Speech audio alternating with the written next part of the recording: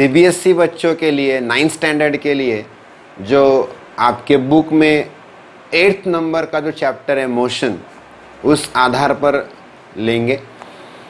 देखो बच्चों, 9th standard में जो फिजिक्स है, आप वहाँ से अपनी रियल फिजिक्स की लर्निंग की आप तैयारी करेंगे।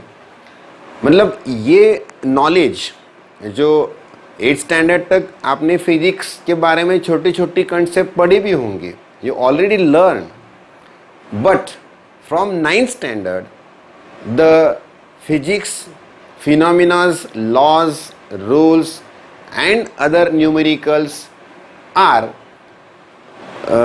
useful for next competitive examination after 12th, JEE, NEET and various types of examination, BITSAT, number of examinations. That is those are competitive examination. वो एग्जामिनेशन के लिए आपको यहाँ से तैयारी करनी है। मीन्स आपका अगर व्यू आगे तक जाने का है तो आफ्टर 12th आपको जो कॉम्पिटिटिव एग्ज़ाम देनी है तो उसका पूरा बेसिक आप यहाँ से शुरू करेंगे। मतलब 11th 12th स्टैंडर्ड में आप IIT JEE का स्टडी करेंगे, कंसेप्ट जान के लेंगे, वहाँ पर जितनी तैयारी होगी उससे कई बेटर तैयारी आप 9th स्टैंडर्ड से कर सकते हैं। तो जो फिजिक्स आप एक साइंस की ब्रांच पढ़ेंगे, इसमें बच्चों को न्यूमेरिकल्स हार्ड जाते हैं। न्यूमेरिकल्स हार्ड जाने का अगर उसके पीछे की अगर रीज़न देखें तो हमें पता चलता है कि बच्चे लॉस तो पढ़ लेते हैं, लॉस रट्टा मार लेते हैं, लेकिन लॉस के अंदर जाने मतलब अंदर जाके उसे पढ़ना है। Means you listen, learn carefully each and every laws, each and every basic concepts. Means जो भी कंसेप्ट्स है वो आप बेसिक से पढ़िए, क्योंकि अगर किसी भी आर्टिकल या किसी भी कंसेप्ट में आप बेसिक जाके पढ़ेंगे तो एग्जाम्पल आपको इजी हो जाएंगे। वास्तविक में जैसे फिजिक्स के तरफ देखा जाए तो इजी सब्जेक्ट है, मतलब जहाँ पर हमें अंडरस्टैंडिंग हो चुकी है वो हमें इजी लगता है। तो आज हम फिजिक्स की जर्नी आपके साथ यहाँ से 9th स्टैंडर्ड से मोशन चैप्टर से स्टार्ट करेंगे। तो पहले फिजिक्स क्या है वो भी जान लेते हैं। जो वर्ड आया हुआ है, जैसे कि फ्यूसिस मैंने लिखा हुआ है, ये ग्रीक वर्ड है। लैटिन और ग्रीक वर्ड से ये सब वर्ड्स आते हैं। Means physis means what? Nature. And physics is a branch of science that deals with the study of natural phenomena. Means जो भी नेचर में फिनोमिना हो रहे हैं उसकी study, the natural science phenomena, the nature में जो भी घटनाएं होती है, the events are happen in the nature can be studied by physics. आज अगर वर्ल्ड का हम नॉलेजेबल टेक्नोलॉजिकल सब विस्तार देखें तो वहाँ पर हमें लगता है, दिखता है कि काफ़ी सारी डेवलपमेंट हो चुकी है। जैसे मोबाइल फ़ोन आ गया है, इंटरनेट है, सैटेलाइट कम्युनिकेशन है, ये सभी हमारे फिजिक्स की ही देन है। तो आप यहाँ पर सोच सकते हैं कि नेचुरल फिनोमिना का स्टडी जहाँ पर हुआ है वो ये जो ब्रांच है वो फिजिक्स है। फिजिक्स में हर नेचुरल फिनोमिना का स्टडी किया जाता है, जो नेचर में है उससे ही स्टडी करके ये सब हमने डेवलप, साइंटिस्ट लोगों ने डेवलप किया हुआ है। साइंस वर्ड कहाँ से आता है? साइंटिया से आता है। साइंटिया का मतलब क्या है? To know. Means you know any events, any phenomena are happen in the nature, right? तो जैसे कि अगर रेनिंग सीजन में thunders are dancing in the sky, at that time you first see the light then after you got the sound. Why? Nature में जो phenomena हुआ वहां पर क्या हुआ, एक सिंपल सा एग्जांपल है. जब हमारे यहाँ बारिश होती है तो जब थंडर्स मतलब जो आकाश में बीज चमकती है तो वहां पर हमें क्या दिखता है कि पहले हम लाइट को देखते हैं, बाद में आवाज आती है.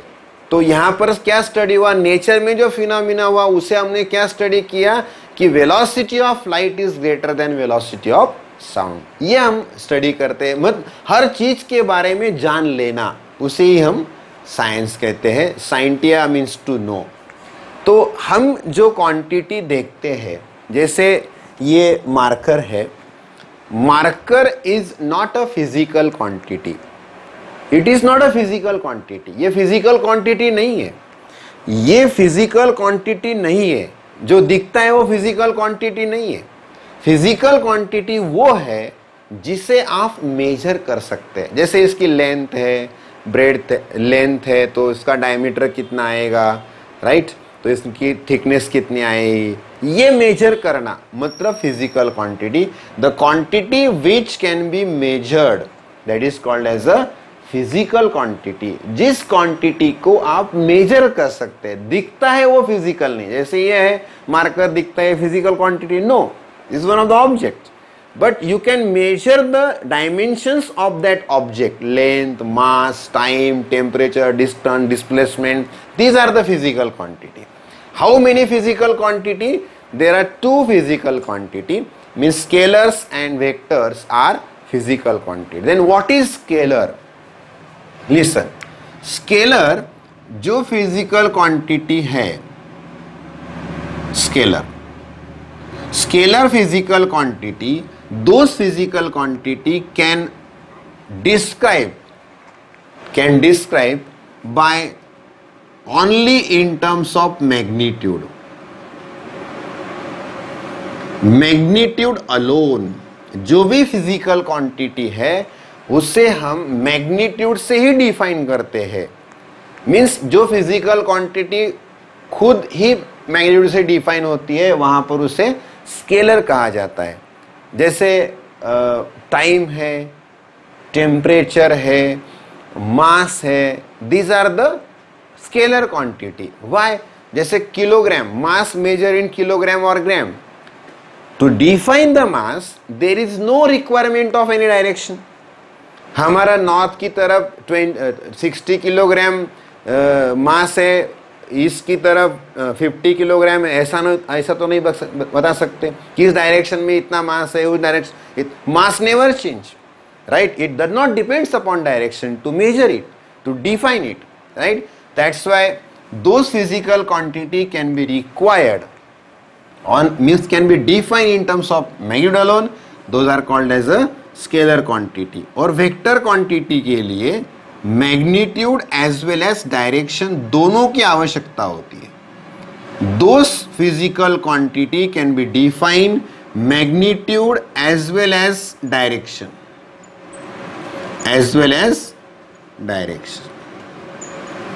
जिसे हम डायरेक्शन मीन्स जो भी क्वांटिटी है, जैसे डिस्प्लेसमेंट है, राइट? जैसे वेलोसिटी है, these are the vector quantity.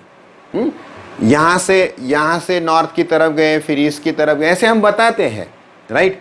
तो वहां पर क्या होता है, हम डायरेक्शन भी बता रहे हैं. कितना डिस्प्लेसमेंट हुआ? 10 metre. 10 metre displacement north south, north direction. 10 metre displacement in south direction. तो वहां पर डायरेक्शन और मैग्नीट्यूड दोनों ही जो फिजिकल क्वांटिटी को डिफाइन करने में हमें यूज करेंगे, वहां पर वो क्वांटिटी कौन सी होगी? वेक्टर क्वांटिटी होगी. Means those quantity can be defined in terms of magnitude as well as direction. These physical quantities are called as a vector, and those are in terms of only magnitude, then they are called as a scalar. Understand? हम एक short summary जैसा आपको बता रहे हैं. तो अगला point है पार्टिकल. पार्टिकल किसे कहना है? पार्टिकल किसे कहना है, ऑब्जेक्ट किसे कहना है, राइट? जैसे डायमेंशन जिसे है तो वहां ऑब्जेक्ट बताया जाएगा. What is particle? normally particle as an isolated point mass, normally particle as an isolated point mass having no size, point mass having no size, right? Point mass having no size, जिसे size नहीं है, मतलब dimension नहीं आएगी, बराबर है, उसे हम पार्टिकल कहेंगे। जिसे डायमेंशन नहीं है, क्योंकि डायमेंशन है लेंथ मास वगैरह जो कि है तो हम मेजर कर सकते हैं। तो जिसे मास, जिसे dimension, no size no dimension, so every object of course are not particle since they are take up place. अगर कोई ऑब्जेक्ट स्पेस एक्वायर्ड करता है तो उसे हम पार्टिकल नहीं कहेंगे, उसे हम क्योंकि उसको पर्टिकुलर साइज आ जाएगी तो वो स्पेस एक्वायर्ड कर लेगा। मींस जो भी ऑब्जेक्ट है उसे हम पार्टिकल कब कहेंगे, जिससे साइज ही नहीं है। जो ऑब्जेक्ट जहां पर हम रखते हैं वहां पर प्लेस एक्वायर्ड नहीं कर रहा है, उसे हम पार्टिकल कहेंगे। तो हमें लगता है हम ऐसा क्वेश्चन पूछ सकते हैं, can every real object is a particle? Her real object particle होता है क्या? तो वो डिपेंड करता है अंडर सर्कमस्टेंसेस। वो सर्कमस्टेंसेस क्या है? तो वो एक दो एग्जांपल हम लेंगे। Whenever the car is moving 100 kilometre, then the length of the car as compared to the car covered distance 100 kilometer, the length of the car, you can compare the car as a particle. अगर 100 kilometre distance है और car की length ले ले तो वहां पर car as a particle हो जाएगा। जैसे aircraft is travelling towards the moon, eight that time the distance between the earth and moon is very large as compared to the length of the aircraft, right? Whenever you can take one of the bob and that is oscillating with some certain string, and the length of the string and the size of the bob as compared to bob is as a particle. Means circumstances पे depend करता है, comparison पे हो जाता है कि वहां पर पार्टिकल, मतलब जैसे मैंने बताया कि 100 किलोमीटर अगर कार ट्रैवल कर रही है तो वहां पर 100 किलोमीटर से कंपेयर करेंगे लेंथ ऑफ द कार, तो वो कार क्या आ जाएगी? As a particle. अंडरस्टैंड हो रहा है आप सभी को? राइट। आपकी किताब में एनसीईआरटी के बुक में भी एग्जाम्पल दिया है। ओरिजिन किसे कहते हैं? That to describe the position of an object we need to specify the reference point. To describe the position of object, किसी भी ऑब्जेक्ट की पोजीशन को डिस्क्राइब करने के लिए एक रेफरेंस पॉइंट देना पड़ता है, रेफरेंस पॉइंट देना पड़ता है। वो रेफरेंस पॉइंट को ही हम क्या कहेंगे? ओरिजिन। जैसे आपकी किताब में एग्जाम्पल दिया हुआ है, in a village a school at 2 kilometer in a north direction near to the railway station. मतलब एक विलेज में एक स्कूल है नॉर्थ की तरफ जहां पर रेलवे स्टेशन है 2 किलोमीटर पर, राइट? तो वहां पर लोकेशन क्या दिया गया? 2 किलोमीटर ये नहीं है, विलेज है, उसके नॉर्थ की डायरेक्शन में एक रेलवे स्टेशन है, वहां पर स्कूल है। तो रेलवे स्टेशन क्या हो गया? ओरिजिन। मीन्स आपको कोई भी जैसे स्कूल की पोजीशन आपने डिस्क्राइब की, वहां पर लोकेशन रेफरेंस पॉइंट क्या दिया? Railway station. 2 किलोमीटर तो विलेज में कहीं भी जा सकते हैं, लेकिन आपने रेलवे स्टेशन बताया, इसीलिए वहां पर हम जाएंगे तो वहां पर स्कूल मिलेगी। तो ओरिजिन कहां पर आ गया? To describe the position of an object we need to specify the reference point is called as a origin. तो ओरिजिन क्या आ गया? Railway station, right? कोई भी physical quantity, any physical quantity required to standard, suppose mass is a physical quantity, can be defined with the help of units, right? Whenever you are going to any shop and take to say one of the give me a sugar, the shopkeeper ask how much amount पूछेगा तो वहां पर आपको kilogram बोलना पड़ेगा, right? तो kilogram हमने क्या यूज किया? Unit. unit. The standard which is used for the measurement of any physical quantity. जो भी स्टैंडर्ड हम फिजिकल क्वांटिटी मेजर करने के लिए यूज करेंगे उससे हम क्या बताएंगे? Unit. The standard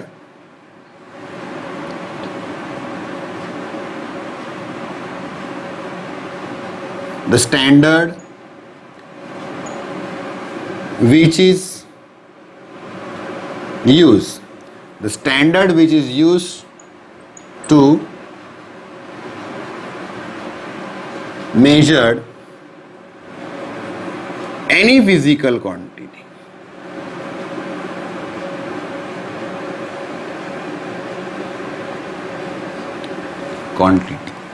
The standard which is used to measure any physical quantity is called unit. Physical quantity बनती ऐसी है. Physical quantity is equal to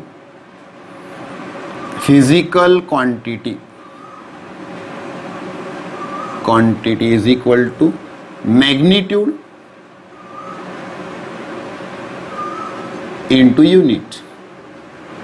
जैसे मास फिजिकल क्वांटिटी है तो magnitude 10 and kilogram unit, that is physical quantity.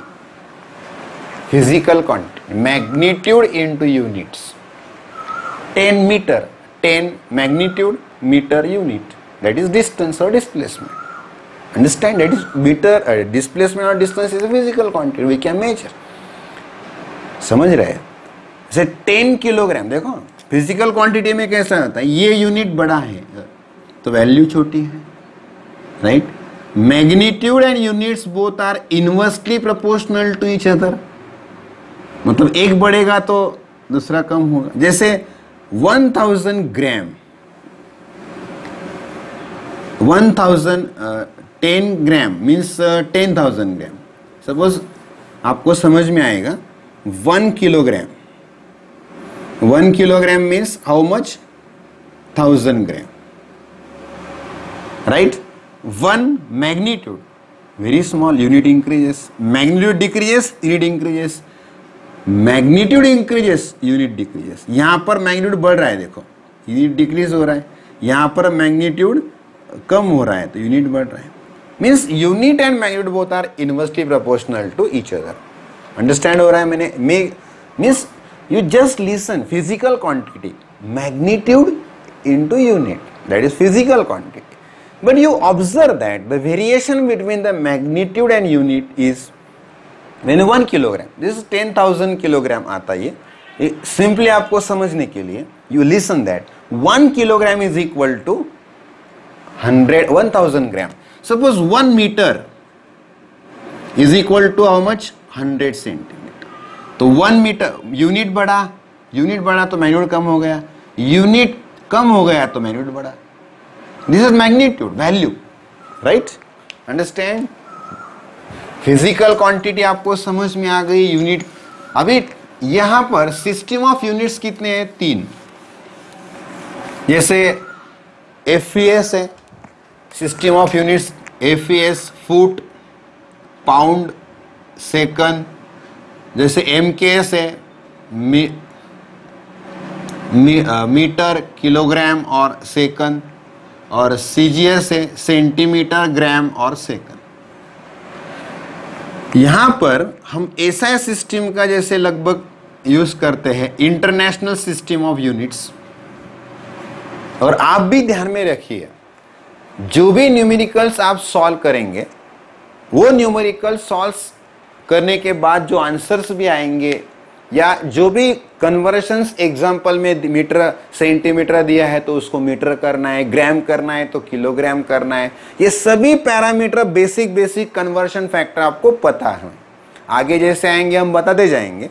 तो basic parameters conversion ये भी आपको आना जरूरी है और आपको वो लर्न करना भी जरूरी है. जैसे किलोग्राम दिया है और आंसर ग्राम में पूछा है तो आपको कन्वर्ट करना जरूरी है. लेकिन हमेशा जो कोई कभी ऐसा कुछ बताया नहीं है कि ऐसा यूनिट में निकालिए, CGS में निकालिए, तो हमेशा आप MKS सिस्टम में ही आंसर निकालिए, SI सिस्टम में निकालिए, वही बेटर है. Means you should to calculate the numericals in a MKS system or international system of units, right? You calculate this answer. Understand? System of units, जैसे foot, pound, second, metre, kilogram, second, centimetre, gram, second, right? ये तीनों system थी, right? अभी हम motion की तरफ आते हैं. Motion in a two state. What is motion? पहले तो ये बात हम जान लेंगे. Motion means the body change its position from one place to another place. जैसे बॉडी एक प्लेस से दूसरी प्लेस जा रही है, जैसे बॉडी यहां पर है तो यहां से यहां बॉडी ने अपनी पोजीशन चेंज की ए टू बी. सपोज ये 5 सेकंड में एक्टिविटी हुई. ए बॉडी बी पोजीशन, यहां से body B means the position change from A to B in 5 second with respect to time. With respect to time, right? With respect to observer भी आता है, वो भी देखेंगे. पहले हम state of rest. State of rest का मतलब क्या है? स्टेट ऑफ मोशन का मतलब क्या है? Means the position of an object. The position of an object can not be change. The position of an object cannot be changed with respect to time. Object की position with respect to time change नहीं हो रही है, उसे हम state of rest बताएंगे. और यहां पर the position of object can be change. The position of object, देखो यहां पर टाइम के अनुसार पोजीशन चेंज हो गई, राइट? तो जैसे हमने एक टेबल रखा है, एक दिन रख दिया, 2-4 दिन वही हमने कुछ उसे डिस्टर्ब नहीं किया, मूव नहीं किया, तो वहां पर ही पड़ा रहेगा. कितने भी दिन हो जाए, कितने भी आवर्स हो जाए, तो वहां पर वो क्या हो गई? State of rest. अगर ऑब्जेक्ट एक कार है या कोई पर्सन है, यहाँ से वहाँ गया, कोई सेकंड उसको लगे ट्रैवल करने में, तो वहाँ पर उसने अपना मोशन किया, स्टेट ऑफ मोशन. उसे हम क्या कहेंगे? State of motion. Change can, the body can be change its position with respect to time. With respect to time, time के साथ अपनी पोजीशंस को चेंज करना, उसे कहते हैं स्टेट ऑफ मोशन. टाइम के साथ अपनी पोजीशन को चेंज नहीं करना, उसे कहते हैं हम स्टेट ऑफ रेस्ट. अंडरस्टैंड हो रहा है सभी को? मोशन. तो ऑब्जर्वर भी देख लेते हैं, ऑब्जर्वर के हिसाब से भी देख लेते हैं. जैसे आप ट्रेन आई, ट्रेन प्लेटफॉर्म पर ट्रेन आती है, आपने एक्सपीरियंस किया होगा. आप प्लेटफॉर्म पर खड़े हैं, ट्रेन का वेट कर रहे हैं, you are waiting to the train. Then train coming on the platform. At that time, those persons or passengers are sitting in a train. They observe that all the persons are standing on the platform. Those are moving in backward direction. Whenever you are traveling in a bus or a car, at that time number of trees, number of houses are moving backward. You are moving forward. Why you feel that? This is not according to time. This is according to observer. With respect to observer, with respect to surrounding. Understand? With respect to surrounding, with respect to observer. जैसे कोई car अगर 90 km/h चल रही है, तो with respect to अर्थ चल रही है. Earth is a reference point. आप उसका अर्थ के हिसाब से ऑब्जर्व कर सकते हैं. जैसे दो लोग कार में बैठे हैं, तीसरा उनको बाहर से ऑब्जर्व कर रहा है रोड पर से, तो वहां पर वो क्या करे? देखेगा कि दोनों को ऐसा, ये बाहर से जो ऑब्जर्व कर रहा है उसको लगेगा कि वो दोनों मोशन में है, लेकिन जो कार ड्राइव कर रहा है उसके साथ में जो बैठा है उसको लगेगा कि हम मोशन में नहीं है. विथ रिस्पेक्ट टू ऑब्जर्वर, वो भी आप समझ सकते हैं, समझ गए होंगे, right? Understand? Means motion is one of the two ways we can observe with respect to time and with respect to observer. Understand? तो आगे जाएंगे, यहां पर हम straight line motion, straight line means वहां पर डिस्प्लेसमेंट डिस्टेंस की concept भी आज पढ़ेंगे, right? Listen, motion in a straight line, motion in a straight line, motion in a straight line.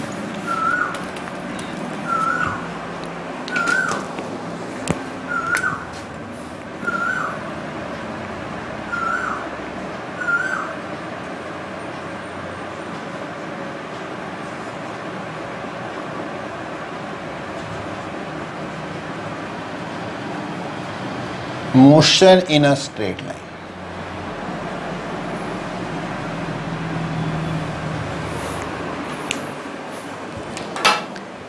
Motion in a straight line.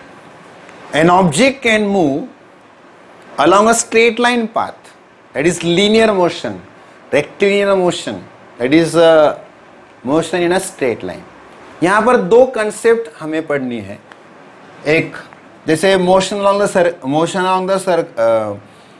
Of a body along the circumference of circle, that is circular motion. All planets are revolving around the sun, that is circular motion बताते हैं, elliptical भी बताते हैं, right? जैसे Bob ऑस्टोलेटरी motion बताते हैं, right? All planets are revolving around the sun, circular motion, ऐसे ही बताते हैं। सर्कुलर मतलब वो पाथ जो दिखता है, इलिप्टिकल भी केपलर्स लॉ के तहत होता है, हम आगे जाके पढ़ेंगे वो। जो मतलब जैसे आप साइकिल का व्हील है तो वो कैसे घूमता है? सर्कुलर घूमता है, along the circumference of circle. दूसरा, जैसे कोई बॉब दिया हुआ है वो ऐसे ऑस्सोलेट कर रहा है तो ऑस्सोलेटरी मोशन, रोटेशनल मोशन, काफ़ी सारे मोशंस के टाइप्स आते हैं। हम यहाँ पर जो एक स्ट्रेट लाइन पाथ होगा वहां पर जो बॉडी मूव कर रही है तो उसका कैसे मोशन होगा?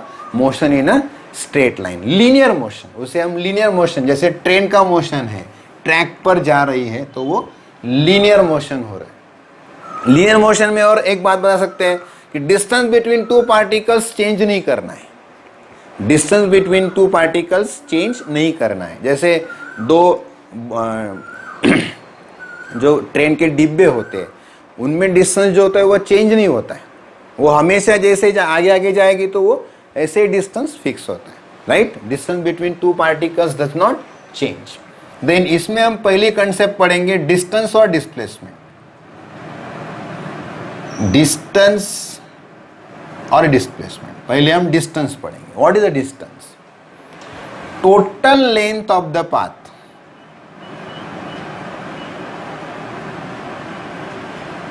total length of path,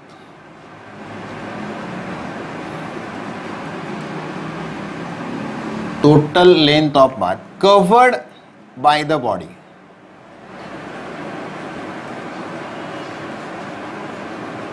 covered by the body is called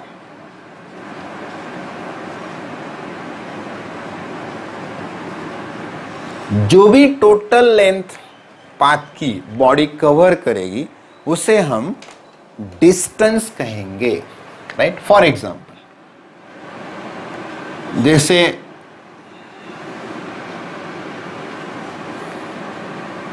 यहां ए पॉइंट ले लिया, बी पॉइंट, सी पॉइंट,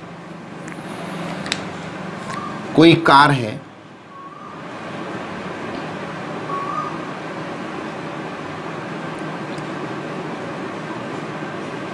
यहाँ से ट्रैवल कर रही है, तो ये टोटल डिस्टेंस अगर है तो सपोज 100 किलोमीटर ले, इजी ध्यान में रखो, 100 किलोमीटर,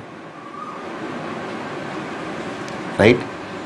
यहाँ से अगर मतलब distance travelled from A to C is 100 kilometre, right? यहाँ से यहाँ गई 100 किलोमीटर। सपोज ये डिस्टेंस जो है, ये यहां से हम बताएंगे 70 किलोमीटर, मतलब ए से सी तक, सी तक गई, राइट। ए से सी गई, सी से वापस फिर बी तक आई, मतलब यहां से फिर यहां तक आई, राइट। तो डिस्टेंस कितना है, A C plus distance B C. अब कार यहां पर है, अंडरस्टैंड। अब कार यहां पर है, यहां से यहां आ गई, ऐसे गई यहां आ गई, बी पर है, तो वहां पर वो 100 ट्रैवल करके प्लस 70, तो 170, that is total length of the path. Total length of the path that is 170 kilometre, right. Understand. बाद में दोनों का डिफरेंस भी देखेंगे। यहां पर हमें डायरेक्शन की आवश्यकता नहीं है, तो ये स्केलर क्वांटिटी है। Distance is a scalar quantity, we does not require any direction, only magnitude, 100, 10, 20 जो भी है, राइट। अंडरस्टैंड। जैसे यहां पर अगर हम पूछेंगे अभी what is displacement, what is a displacement,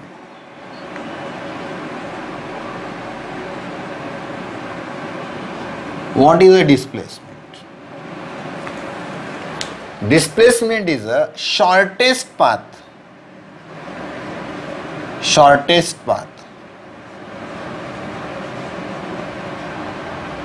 मतलब shortest path between initial and final position, initial and final position। Simply आप ध्यान में रख सकते हैं कि डिस्टेंस और length between initial and final position. जैसे फॉर एग्जांपल पहले बॉडी यहां पर थी, राइट, यहां गई, यहां से फिर यहां आई। अभी इनिशियल पॉइंट इसका ए था, अभी फाइनल पॉइंट इसका ये है बी, तो डिस्टेंस तो 170 हो गया, राइट, लेकिन डिस्प्लेसमेंट कितना आया, 30 किलोमीटर। कितना आया, 30, क्योंकि shortest part between initial and final point. Displacement कितना आया, 30 किलोमीटर। समझ में आ रहा है। अगर ये कार यहां से यहां पर आ जाती तो डिस्टेंस 100 प्लस 100 200 किलोमीटर होता और डिस्प्लेसमेंट 0 हो जाता। मीन्स मैग्नीट्यूड ऑफ डिस्प्लेसमेंट 0 हो सकता है। डिस्प्लेसमेंट की वैल्यू डिस्टेंस से ज्यादा नहीं हो सकती। डिस्टेंस और डिस्प्लेसमेंट सेम हो सकते हैं, राइट, लेकिन डिस्प्लेसमेंट निगेटिव हो सकता है, 0 हो सकता है, क्योंकि डायरेक्शन पर डिपेंड है। देखो अभी जैसे यहां थी कार, यहां से यहां गई, जैसे यहां निकालेंगे, अभी कार की डायरेक्शन ऐसी थी ना, तो अभी कार ऐसे डायरेक्शन में आ गई, यहां पर कार है सपोज, यहां पर ऐसे डायरेक्शन में आ गई, यहां पर इसका मुंह इधर है ना, तो यहां से यहां कितनी दूर है, वो मतलब डिस्प्लेसमेंट। जैसे घूम के आई, यहां पर आई, ऐसे घूमकर यहां पर आई, सी पॉइंट से अगेन बी पॉइंट, तो यहां इधर नहीं है उसका डायरेक्शन, मतलब displacement is a scalar quantity, vector quantity. Displacement is a vector quantity because require magnitude as well as direction. We think about direction in a displacement, that's why it is a vector quantity. Understand हो रहा है, right. जैसे circle में भी ले सकते हैं, for example ये सर्कल है, राइट, तो यहां पर अगर हमने सोचा ये इनिशियल पॉइंट है, राइट, यहां से ऑब्जेक्ट ऐसे यहां पर आ गया बी पॉइंट या इनिशियल पॉइंट, ये ले लेंगे, यहां से स्टार्ट हुआ, यहां पर आ गया बी पॉइंट पर। तो अगर डिस्टेंस पूछा जाए, distance along the circumference of circle A B, तो डिस्टेंस कितना आएगा, हाफ ऑफ सर्कमफरेंस। सर्कमफरेंस पता है आपको 2 पाई आर होता है, तो उसका हाफ कितना आएगा, पाई आर। और डिस्प्लेसमेंट अगर पूछा जाए तो ये आएगा डायमीटर, मतलब 2r। जैसे यहां से कोई घूम के यहां आएगा तो डिस्टेंस तो सीधा इधर आ जाएगा, ऐसे नहीं आएगा, डायरेक्ट यहां आएगा, तो क्या ट्रेवल करेगा वो, डायमीटर। अंडरस्टैंड?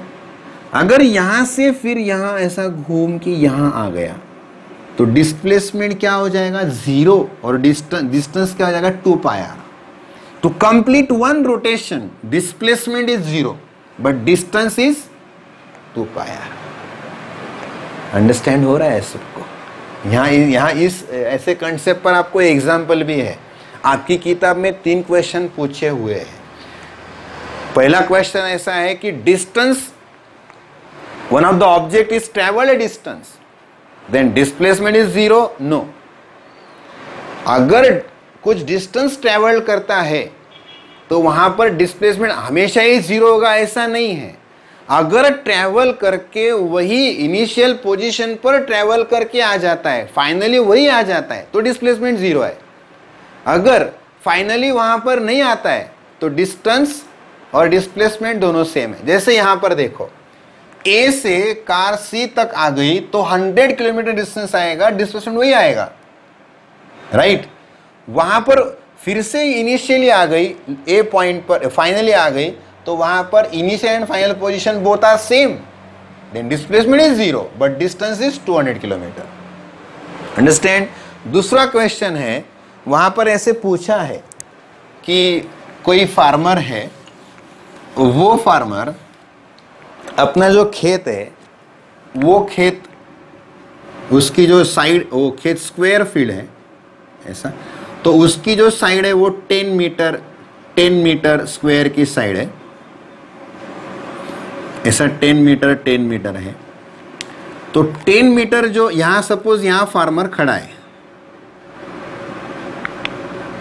ऐसे कोई फार्मर है यहां खड़ा है, तो यहां से वो यहां पर, यहां से जो निकलता है तो 10 मीटर 40 सेकंड में जाता है, फिर ये 10 मीटर 40 सेकंड में जाता है, फिर ये 10 मीटर 40 सेकंड में जाएगा, फिर ये 10 मीटर 40 सेकंड में जाएगा। तो उसकी जो पोजीशन है, उसका जो डिस्प्लेसमेंट है, वो 2 मिनट्स 20 सेकंड में कहाँ होगा? डिस्प्लेसमेंट क्या होगा, डिस्टेंस बता सकते हैं, डिस्प्लेसमेंट क्या होगा? कैसे सॉल्व करेंगे? देखो, अगर यहां से 10 मीटर 40 सेकंड में है, यहां से 10 मीटर 40 सेकंड में, तो ये कितने साइड से, 4, तो टोटल कितना हो गया, 40 metres in how many second, 160 second, 40 second 40 second 40 second, मतलब 40 मीटर डिस्टेंस वो 160 सेकंड में ट्रैवल करना है। जैसे हम ऐसा लिख सकते हैं कि 160 सेकंड्स इन 40 मीटर, राइट। 160 सेकंड में 40 मीटर, तो 2 मिनट 20 सेकंड, 2 मिनट का मतलब होता है 120 second. 60 minutes, 1 minute means 60 second, 1 minute means 60 seconds, 2 minutes means 120 second plus 20 second, तो कितना आ गया, 140 सेकंड, राइट, 140 सेकंड। तो 140 सेकंड में कितना होगा, तो उसे हम x मान लेंगे, क्रॉस मल्टीप्लाई करेंगे, x इज इक्वल टू क्या आएगा, 40 इंटू 140 अपॉन 160, राइट। 0 कैंसिल करेंगे, 4 10 जा 40, 4 4 जा, राइट। तो यहाँ पर 5 2 7 35 मीटर, 35 मीटर, मतलब ये 40 मीटर है टोटल। तो यहां पर होगा, ऐसा घूम के आएगा, ऐसा घूम के आएगा। हमने जो यहां पर लिया हुआ है 40 मीटर, वो क्या है, डिस्टेंस है, टोटल डिस्टेंस। डिस्प्लेसमेंट 0, यहां से निकलेगा और वापस यहां पर आ जाएगा, displacement 0। Initial and final position are same, displacement is 0, but it is covered, the distance is 40 meter and then up to in a 2 minutes 20 second में कितना हो रहा है, 35 मीटर। तो डिस्टेंस कितना कवर करेगा फार्मर, डिस्टेंस कवर करेगा 35 metre और डिस्प्लेसमेंट कितना आएगा, initial and final position that is 5 metre. इतना 35 है तो यहाँ 35 है तो कितना आएगा, डिस्प्लेसमेंट 5 मीटर। मतलब वो अपने इनिशियल एंड फाइनल पोजीशन से कितना दूर है, 5 मीटर दूर है। हो रहा है अंडरस्टैंड, सबको समझ में आ रहा है? और एक आपकी एक्सरसाइज में पहला ही एग्जांपल दिया हुआ है डिस्प्लेसमेंट और डिस्टेंस के ऊपर। वहाँ एक एथलेटिक है जो ओलंपिक में खेलते हैं, या वो तो राउंड में आ रहा है, राउंड मारा है, राउंड करके सर्कुलर राउंड दिया हुआ है। वहाँ पर एक सर्कुलर राउंड एथलीट्स कवर कर रहा है, उसका डायमीटर 200 दिया हुआ है। Diameter is given 200 metre. तो वो भी वन राउंड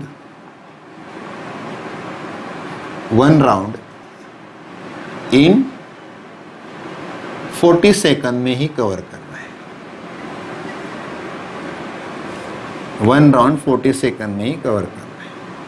तो वहां पर भी वही पूछा है कि 2 मिनट 20 सेकंड में, 2 मिनट 20 सेकंड में डिस्प्लेसमेंट कितना होगा और डिस्टेंस कितना होगा निकाल सकते हैं। हमें ये निकालना है। तो कैसे निकालेंगे, इजी है।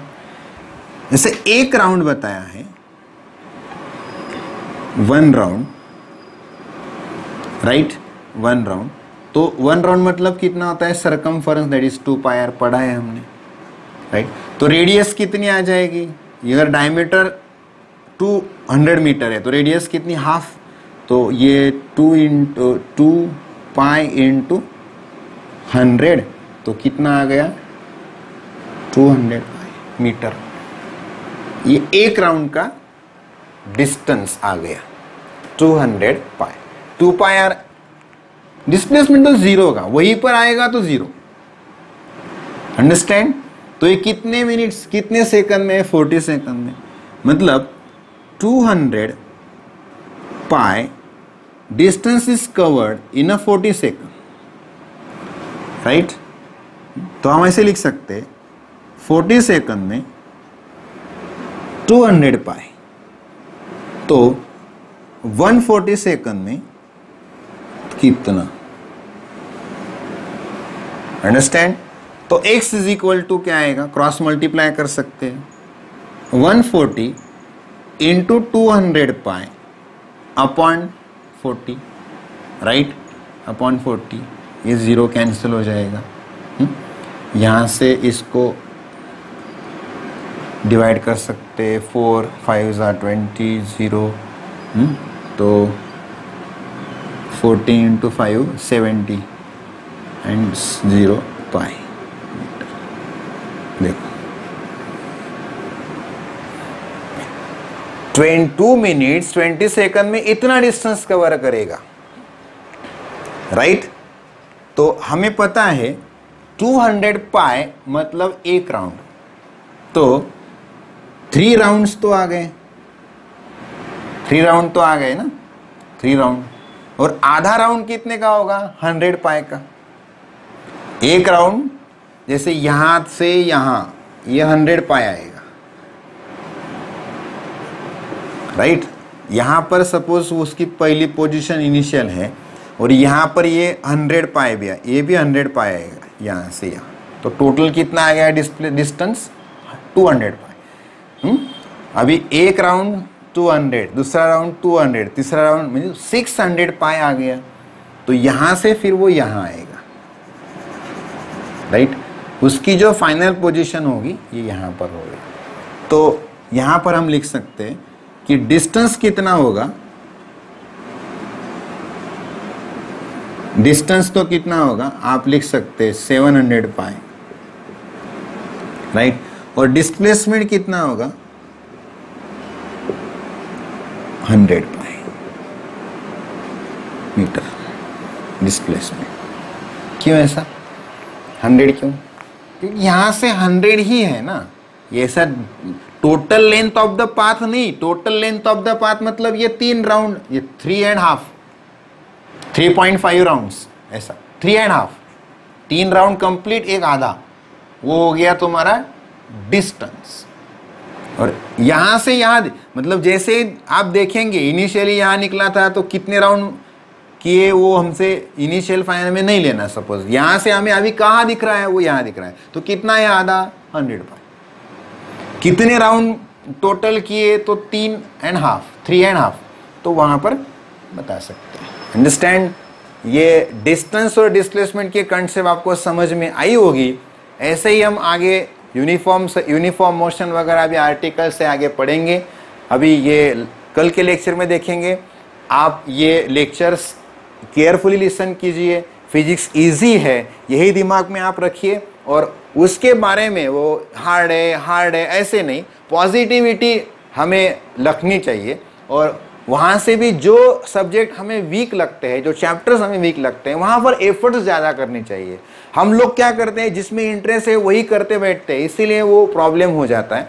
तो हमें केयरफुली यहाँ पर ये सोचना है कि जो आता नहीं है उस पर ज़्यादा एफर्ट्स करना है और हर बात समझ के लेनी है, रट्टा नहीं मारना है, हर बात समझ के लेनी। ये आपको ये यहाँ से आप रट्टा मारते जाएंगे तो आगे तकलीफ होगी, अगर यहाँ से आप कंसेप्ट ले जाएंगे तो आपको आगे आसानी होगी, हर कंसेप्ट समझने में आसानी होगी। Right? Distance, total path, displacement, initial and final position.